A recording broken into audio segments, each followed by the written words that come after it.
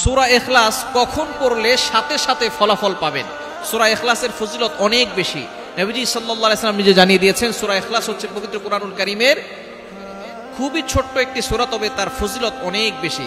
নবীজি সাল্লাল্লাহু আলাইহি ওয়াসাল্লাম জানিয়ে দিয়েছেন, যে ব্যক্তি সূরা ইখলাস একবার পড়বে, আল্লাহ পাক রব্বুল আলামিন 10 পারা কোরআন শরীফ পড়লে যে সওয়াব হয়, সেই সওয়াব তার আমলনামায় আল্লাহ তাআলা দিয়ে দিবেন। যে ব্যক্তি এই সূরা 10 বার পড়বে, আল্লাহ পাক রব্বুল আলামিন তার জন্য জান্নাতে একটা প্রাসাদ দিয়ে দিবেন। 3 বার পড়লে 1 খতম কোরআন শরীফের সওয়াব পাওয়া যায়। সুতরাং সূরা ইখলাসের ফজিলত আছে না নাই? নবীজি সাল্লাল্লাহু আলাইহি সাল্লামের একজন সাহাবী, তাকে নবী সাল্লাল্লাহু আলাইহি সাল্লাম ইমাম বানিয়ে পাঠিয়েছেন। তিনি সব সময় প্রত্যেক নামাজে সূরা ইখলাস 15 রাকাতে পড়েন। তো সাহাবায়ে অভিযোগ করেছেন, ইয়া রাসূলুল্লাহ, উনি প্রত্যেক নামাজে সূরা ইখলাস পড়েন। নবী সাল্লাল্লাহু আলাইহি সাল্লাম জিজ্ঞেস করলেন, কেন তুমি সূরা ইখলাস পড়ো? বলে, এই সূরা ইখলাসকে আমি মহব্বত করি, ভালোবাসি।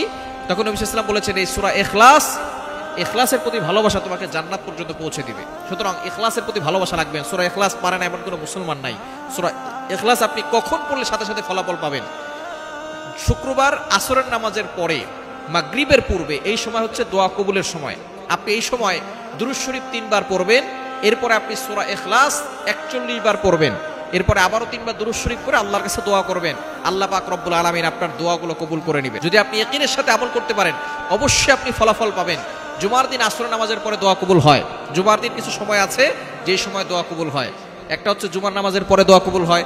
খতিব সাহেব যখন খুতবা দেয়, 2 খুতবার মাঝখানে যখন বসেন, তখন দোয়া কবুল হয়। আর একটা বিশুদ্ধ মত হচ্ছে ইমাম আবু হানিফা রাহমাতুল্লাহ মাযহাব অনুসারে, তিনি বলেছেন জুমার দিন আসরের নামাজের পরে মাগরিবের পূর্বে দোয়া করলে দোয়া কবুল হয়। সুতরাং এই সময় আপনি আল্লাহর কাছে দোয়া করবেন। ওই সময় যদি আপনি দোয়া করতে পারেন, আল্লাহ পাক রব্বুল আলামিন আপনার দোয়াগুলো কবুল করবেন। সুতরাং সূরা ইখলাসের আমলটা করলে সাথে সাথে আল্লাহ পাক রব্বুল আলামিন আপনাকে ফল দিবেন। সূরা 3 বার দুরূদ শরীফ পড়ে তারপরে সূরা ইখলাস 41 বার পড়বেন, এরপর আবারও 3 বার দুরূদ শরীফ পড়ে আল্লাহর কাছে দোয়া করবেন। আল্লাহ তাআলা আপনার সকল চাওয়া পাওয়াগুলো কবুল করে নেবেন।